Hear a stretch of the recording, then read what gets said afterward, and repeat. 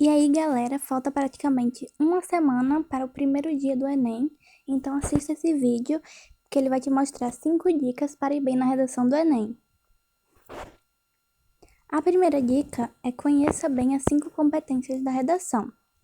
A redação está dividida em 5 competências e cada uma pode variar de 0 a 200 pontos.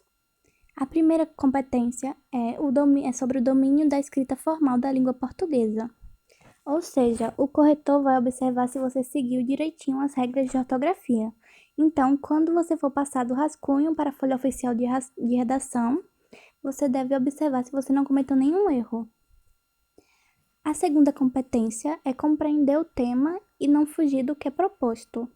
Então, ele vai verificar se você compreendeu o tema e, a partir disso, vai testar suas habilidades de leitura e escrita.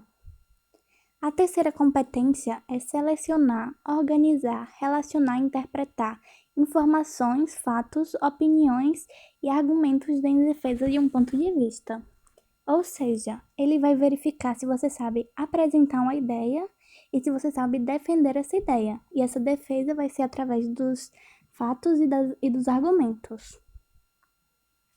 A quarta competência é o conhecimento dos mecanismos linguísticos para a construção da argumentação. É a famosa coesão textual. Então, ele vai verificar a organização textual. É muito importante que as frases e os parágrafos estejam relacionados. Para isso, você deve fazer uso de preposições, conjunções, advérbios e locuções verbais. A quinta competência é apresentar uma proposta de intervenção para o problema que respeite os direitos humanos. É a famosa solução para o problema. Mas você deve prestar atenção porque você deve solucionar os problemas que você apresentou no texto. Não adianta você solucionar um problema que você não apresentou no texto. Ou você apresentar um problema e não solucionar ele depois. A segunda dica é conhecer bem o formato da redação. A redação é um texto dissertativo argumentativo, ou seja, é um texto em que o autor defende seu ponto de vista por meio de argumentos.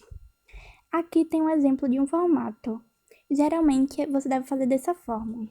Não é regra, né? Mas é a mais utilizada. É um parágrafo de introdução em que você introduz o tema e pode fazer essa introdução de diversas formas. Pode utilizar um contexto histórico, mas é importante que você apresente a sua tese desde a introdução. E você pode fazer 2 parágrafos de desenvolvimento. É importante que em cada parágrafo você traga um problema e que você utilize os fatos e argumentos para defender a sua tese. Então, por último, tem a proposta de solução, que é quando você vai solucionar os problemas que você desenvolveu nos parágrafos de desenvolvimento. A terceira dica é preste muita atenção na diferença entre o assunto e o tema. O tema é algo mais restrito do que o assunto.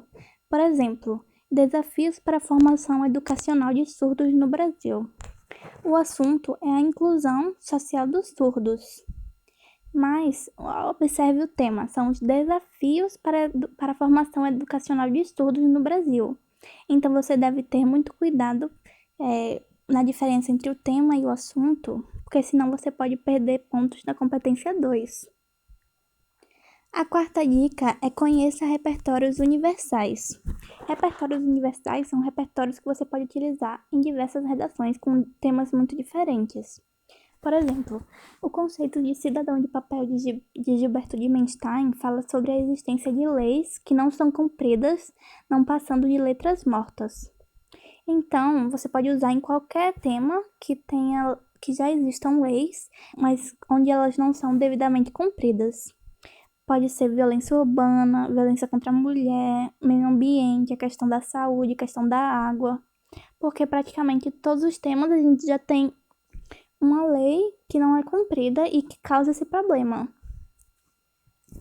Também temos o organicismo proposto por Durkheim.